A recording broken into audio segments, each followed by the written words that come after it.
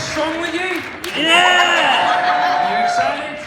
Yeah! Nice and warm? Yeah! It's a pleasure to be here this evening, so thanks for inviting me. I wanted to, thanks for letting me surprise everyone, and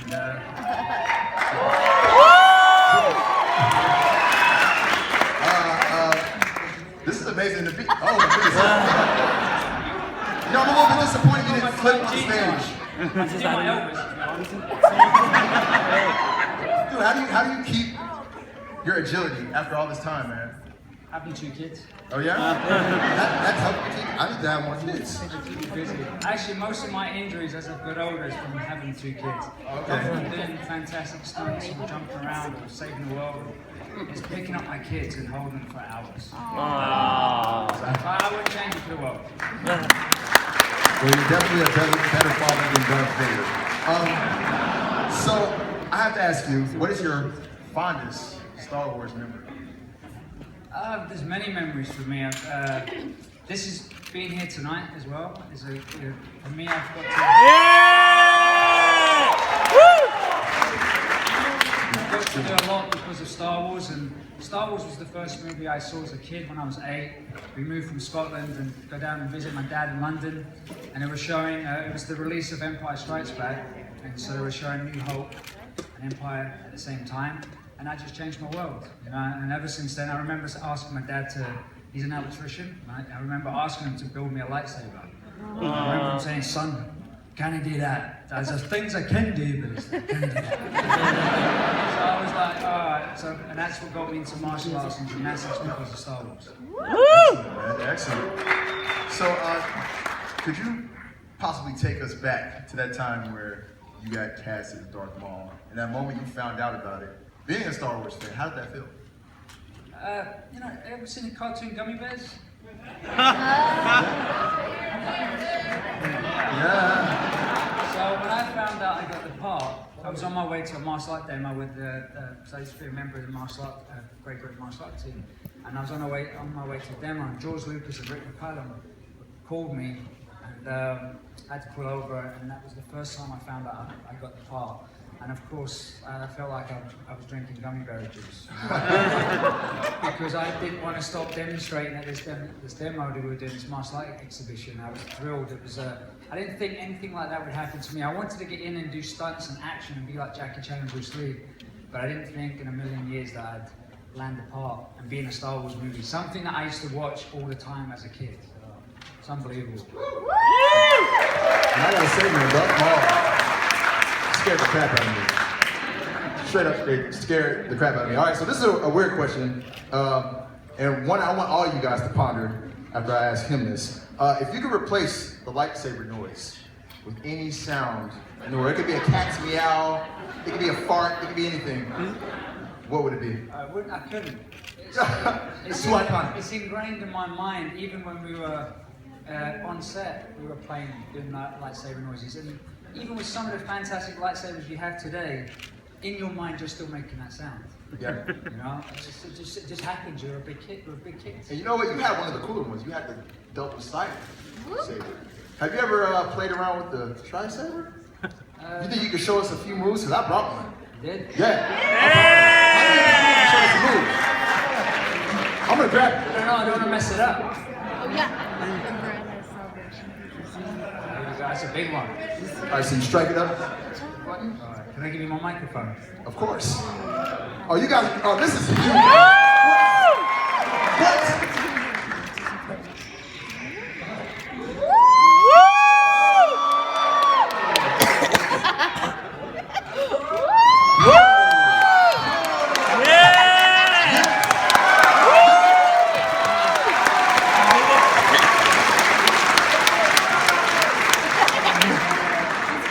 Yeah. Woo!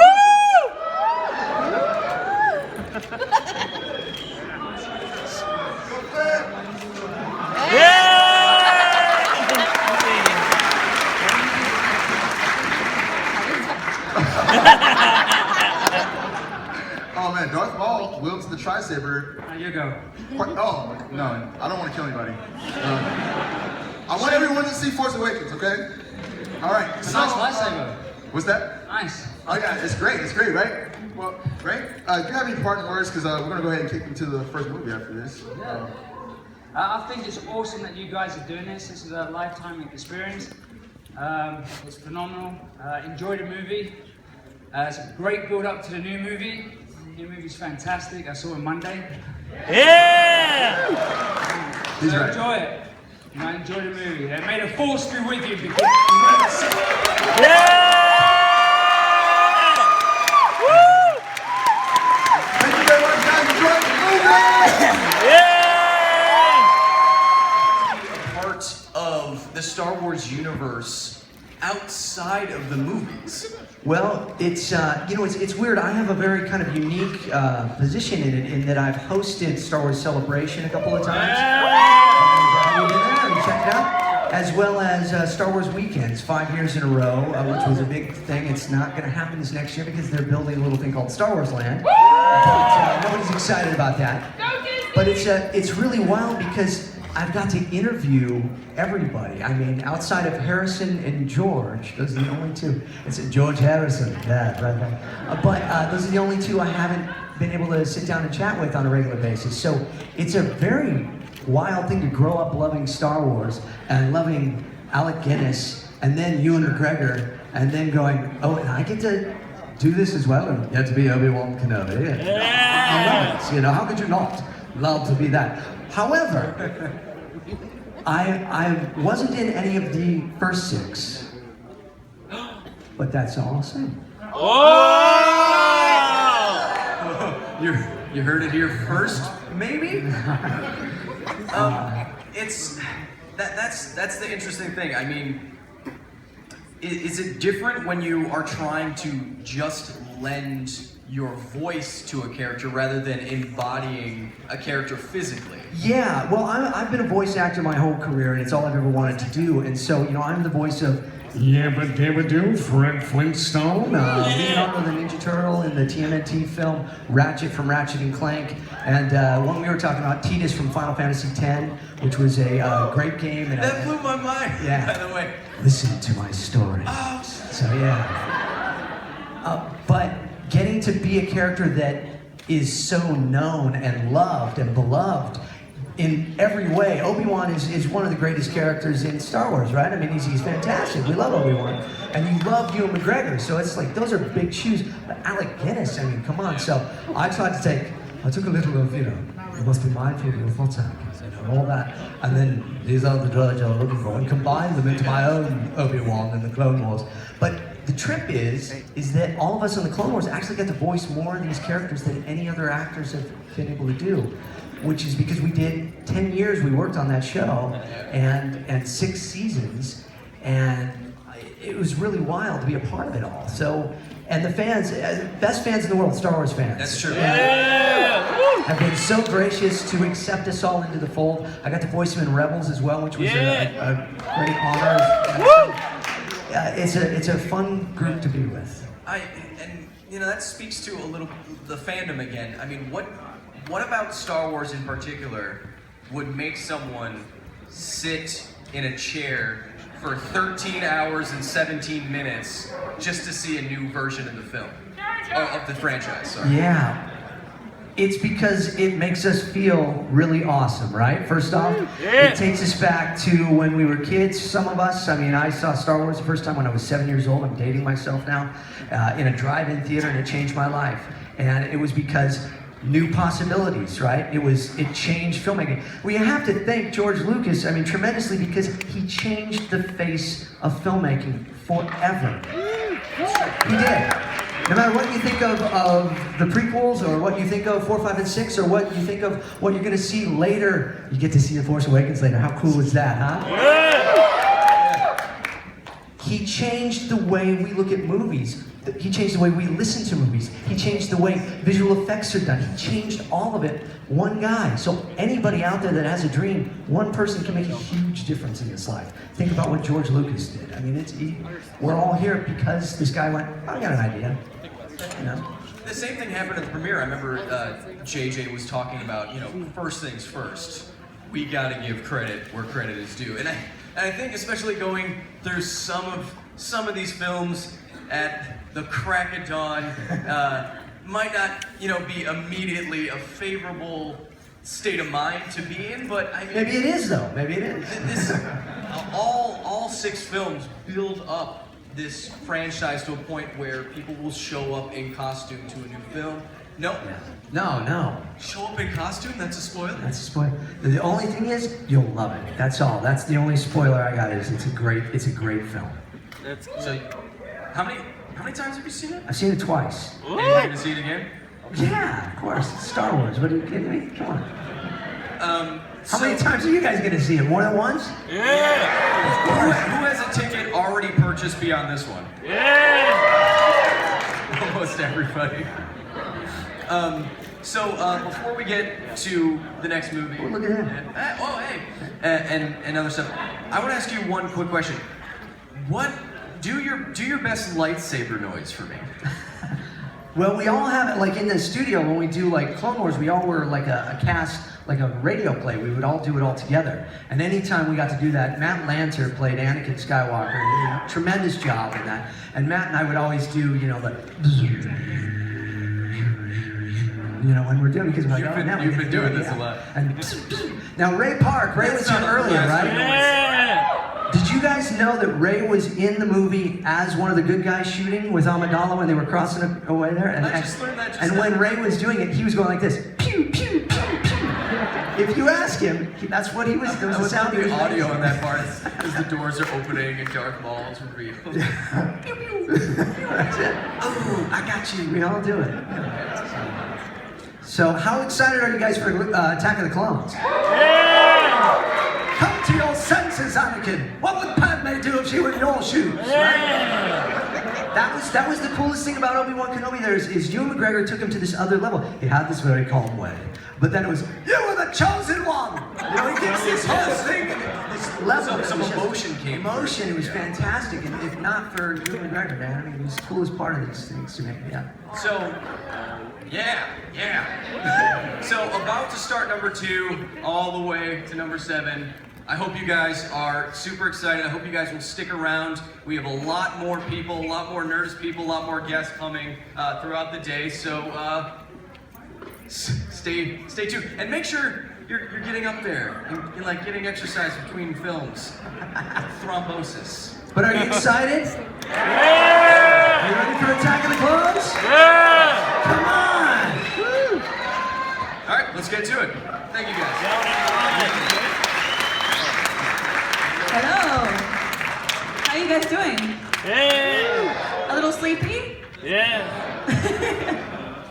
Thanks for coming. Thank you. You weren't quite Aunt Beru by the time we get to this film, but can you talk about your best moment on set? Yeah, I mean, I think probably standing next to Anthony Daniels in episode 2. And like also R2-D2 was there, and I looked out and George was over there, and then the Lars Homestead. I mean, just to see that was crazy. Yeah. What was the weirdest moment on set? The weirdest moment, I was hanging out backstage with Anthony Daniels, and I looked over and there was a random alien just kind of sitting there. I don't know if he ended up in the film, but he was really cute. And how did you first get cast in this film, and what was that like when you were younger? They were shooting in Australia, and I was doing TV shows there, and I heard that they were looking, casting and stuff, and they called me actually. Somehow they found me. I don't know if they were matching faces, and I just happened to look like the older Baru, so I kind of got lucky. That's awesome. Have you been going to conventions since then? Like, what has the experience been with the fandom since you've been in these films? Yeah, I've been to a bunch of them. My first one was Celebration 2 back in 2002, and that was a shock. I remember walking down the street and suddenly, I was with Joel Edgerton at the time, and someone said, "Oh, it's Owen, it's Baru." And they were like, it felt like about 500 stormtroopers that chased us down the street. But yeah, I mean, they're really fun, and I've met thousands and thousands of Star Wars fans, and I find everyone's really, really awesome. Yeah. You guys are That's probably you awesome guys. too. Yeah, that's you. Yeah. So when you first heard that there was going to be a new Star Wars movie, like, have you become a fan since being a part of these films? Were you a fan growing up? I wasn't a fan growing up, and now I think I'm a massive fan. Yeah. What are you most looking forward to seeing in the new movie? Rey. Yeah. Yeah. Yeah, I think it's gonna be pretty cool. And then, if you could play any other Star Wars character of all of the films, male, female, dead, or alive, who would you play and why? Okay, I said different people about with this question, but I think I would like to be Yoda. That's a really good That'd be one. pretty fun, no? Can you do a Yoda impression? Not you. That's. I'm hesitant because the other night at the premiere, I did a couple of impersonations and it was really bad. Yeah. So I'm just, I'm holding back. I understand because I don't want to. How was the premiere? You went on Monday? It was mad. Were you guys there? did any of you see what was going on? I mean, it was crazy. I've never seen anything like that. We were just walking up all this red carpet and just crazy Star Wars stuff everywhere. And I was like, this is Hollywood Boulevard we're walking on right here. Yeah, the whole thing was closed down. You couldn't find where you were going because it was tented off. So I've gone down there so many times. I grew up here and I couldn't find where I was going because they had just made this huge thing. And it feels like such a massive event. Like there's nothing like this that's going to happen again. We're going to get new ones and they're going to be exciting, but this is the time that we've been waiting for. Yeah, it was really, really meaningful to be there and see everyone, see the new actors and meet JJ and everything. It was just, I was quite choked up a lot of the time. I was like, wow, this is crazy. And then, so I am going to ask you, and I'll do it first. We've been asking everyone to make lightsaber sounds. What they think a lightsaber sounds like. Can you guys make one first? Yeah, you guys do it. Going?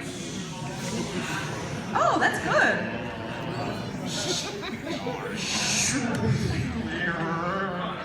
That's mine.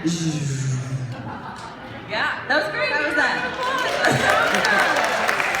I did better. The other night I did one, and afterwards I was like, that was really bad. So I'm proud of myself. Yeah, absolutely. So when you were building this character, did you come up with a backstory for her? This is the first time, all the prequels we get to see these characters in a new light. Did you build your own? How did you kind of get into? I did. I kind of started getting creative and thinking, what was Beru's life like before? So I made a whole story, and I was actually trying really hard to kind of copy the older Beru's mannerisms. So when I went to the audition, I was really trying to get her accent right on and everything. And in the end, they were like, just make it your own, like do whatever with it. So there was a lot of freedom. Very cool. Thank you. Well, thanks, guys. Are you guys ready for the next film? Are you ready? And if you guys are sharing your experience on social media and stuff, make sure you tag me, Bonnie Peace, across all platforms. Yes. I'd love to see what you're up to. Yeah, and hashtag Nerdist Awakens. Keep posting. We'll be retweeting from the Nerdist account. Thank you guys so much. Thank you so much for having me. Enjoy.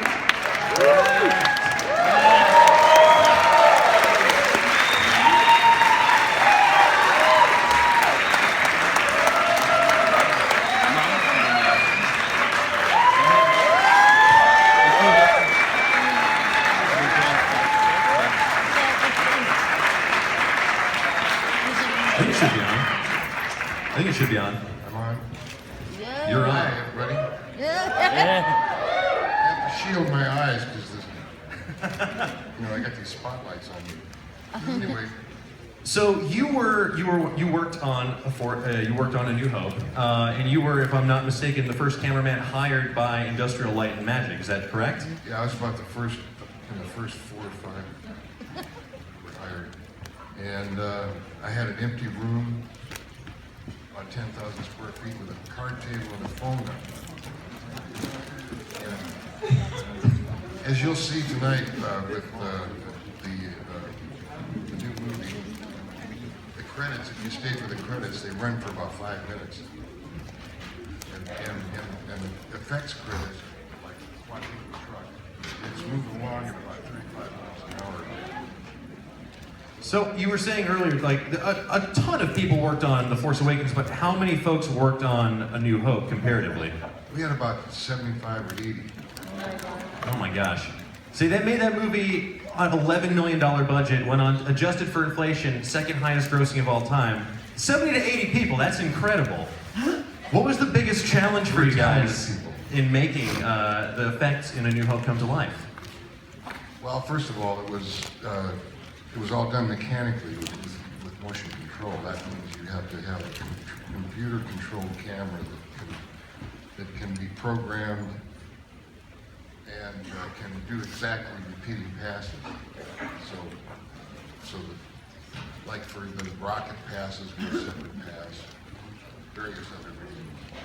And then we made a big, huge blue screen, and because all the models were built, and the Millennium Falcon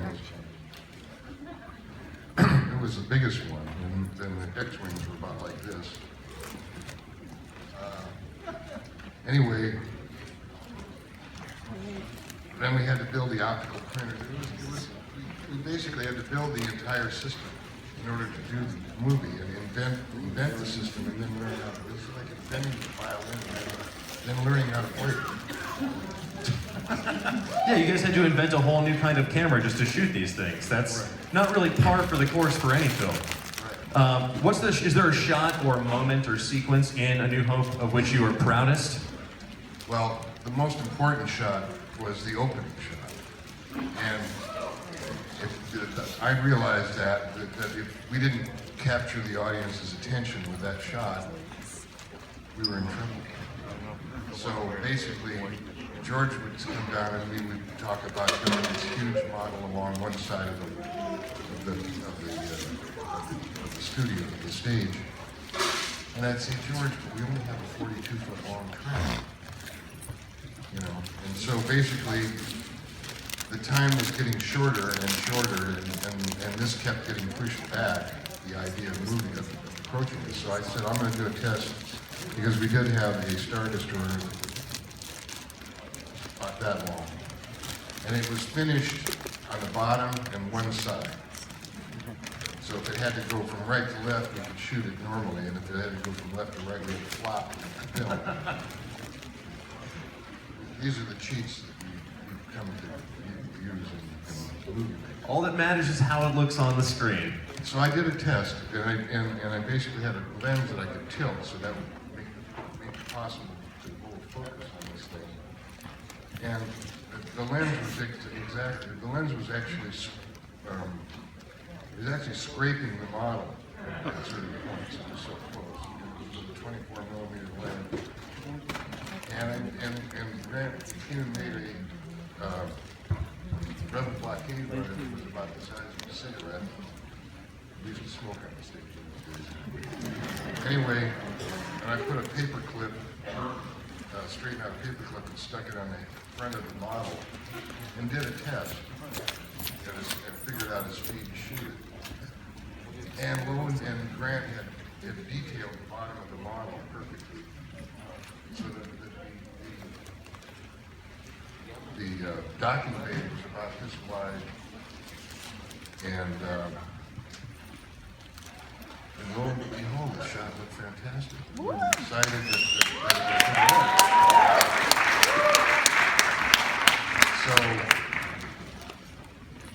so 3 or 4 takes later, we got the shot, and then I had to. The Millennium Falcon was originally going to be the Rebel blockade runner, which was.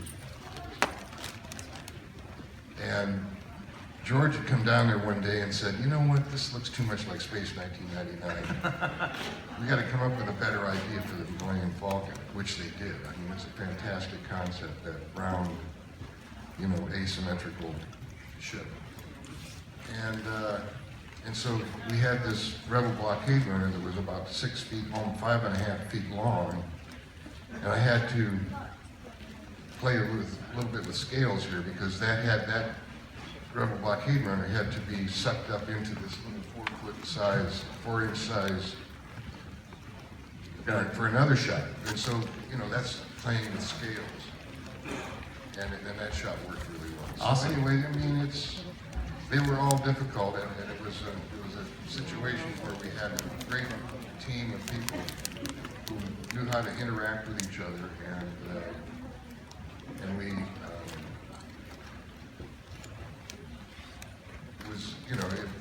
we were able to do it. I mean, it was daunting, because there were 365 shots only in Star Wars. Now there are thousands of shots in movies, tens of millions of dollars in effects budgets.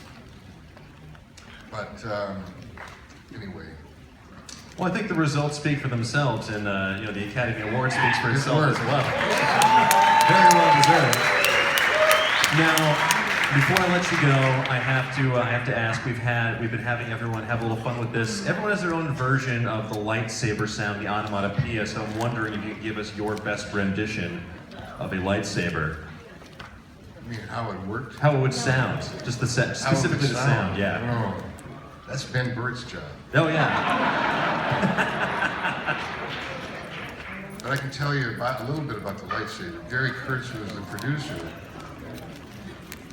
thought that by wrapping this 3M retroreflective tape, kind of like the stuff that you see on road signs when the headlight hits it and then it gets so bright. Anyway, the idea there was to have little lights on the sides of the lenses of the camera that was shooting the lightsaber. And then it would retroreflect off the lightsaber.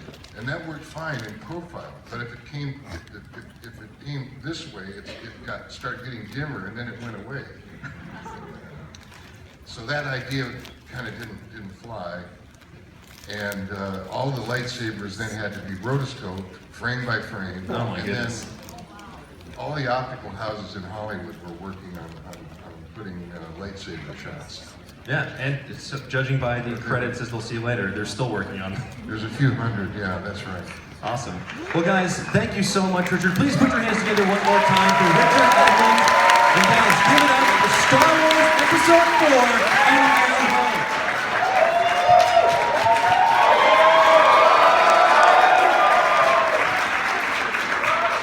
Hi, everybody.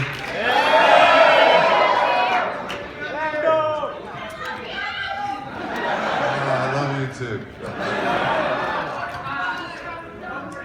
Yeah, we're coming back with Colt 45. Where's Vietnam? Let the smooth taste food. It works every time. So before we start The Empire Strikes Back, I just wanted to talk to you really quick about a few things. One being, if Lando shows up in a future film, do you know what he's been doing this whole time? And will he come back as just as scoundrelly and charming as he ever was? He's been hanging, yeah, he's always going to be charming. But he's been hanging out with his grandson and his granddaughter.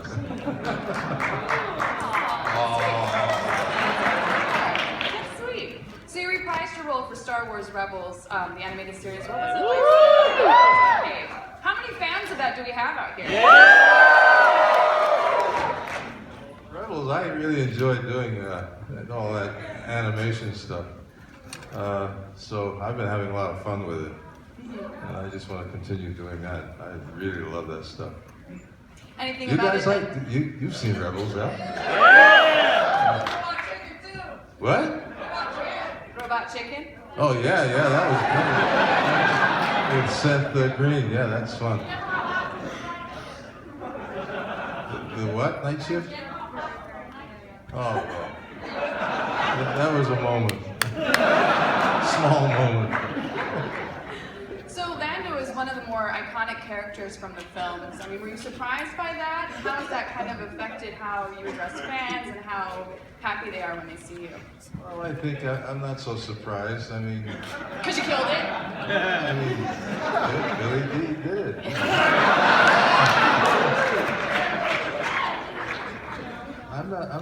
Usually I'm not surprised when I do characters. I'm always, because I'm always like reaching, I'm always trying to make everything bigger than life.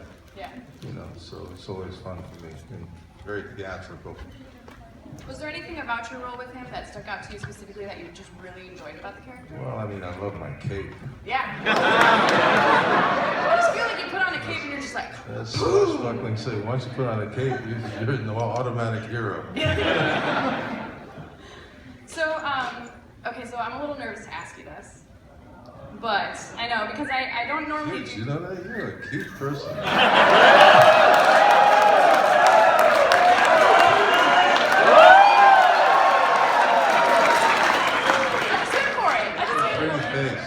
Thank you. Okay, well now I'm not as nervous to ask you this, and I've totally got goosebumps, and oh my god, am I totally figuring it out? I can't breathe. But, could give me in quality good old Lando, hello, what have we had here line.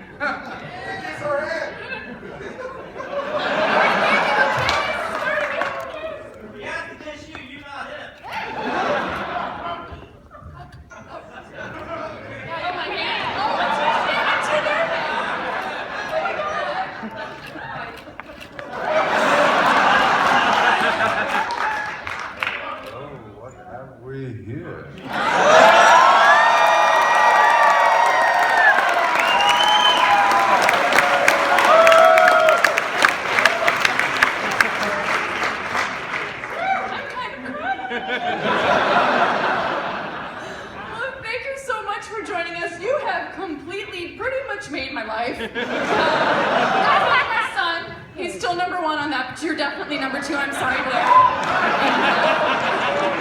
Don't tell him I said that. And thanks so much, guys. I am happy to introduce to you the Empires I've gotten.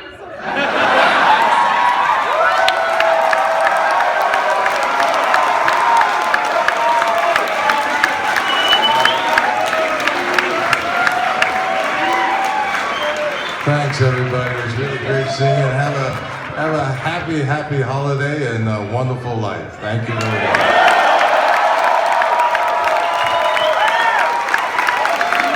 Proposal before. Have you? No, never. Although yesterday, in my living room, my cousin's daughter was proposed to. This is the truth. She put the ring on and couldn't get it off. Her hand started to swell, and they had to cut the ring off. Oh no! And I just came from the jeweler, and they said they were going to fix it today. So we're glad that that's all working out. That's good. That would give me claustrophobia, I think. Swollen hat. So listen, guys, have you had a chance to see The Force Awakens? Star Trek yet? 2009? Yeah. It was amazing. Chris Pine? Totally. Yeah, totally, exactly. Great, cool. And scene. We've seen. You both have Force seen the new Awakens. one. Yeah. How excited should these guys be? Do you guys want some spoilers? No! I'm so sorry! No. Hey, I have a question, and I'm just curious in terms of people who would do the marathon. Is there anyone here who hasn't seen Return of the Jedi? Can you raise your hand if anyone's really? Oh, we've got someone over there too. Okay, here's a spoiler. This is the best Star Wars movie that ends with a barbecue. So, no, this might be my favorite. How do you feel about it? oh, it's fantastic.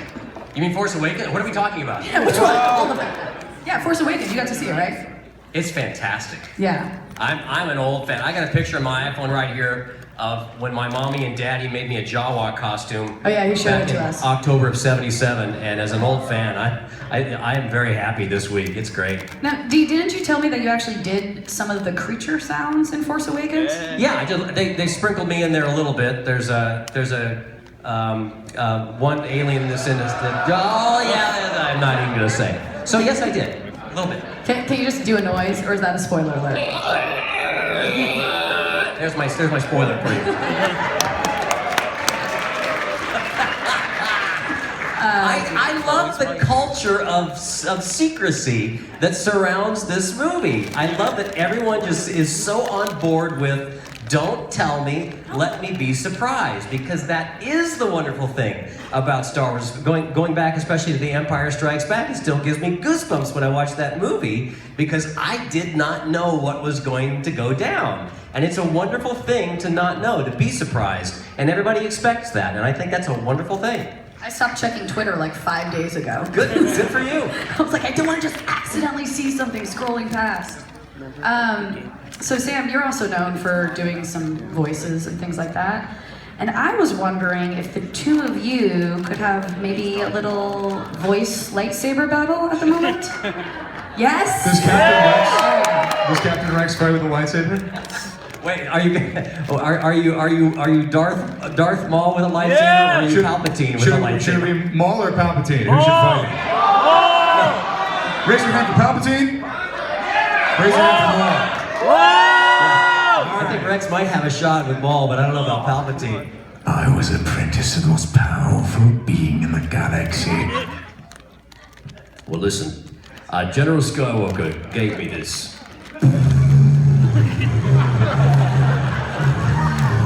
How do you use this thing? You don't even know how to use that.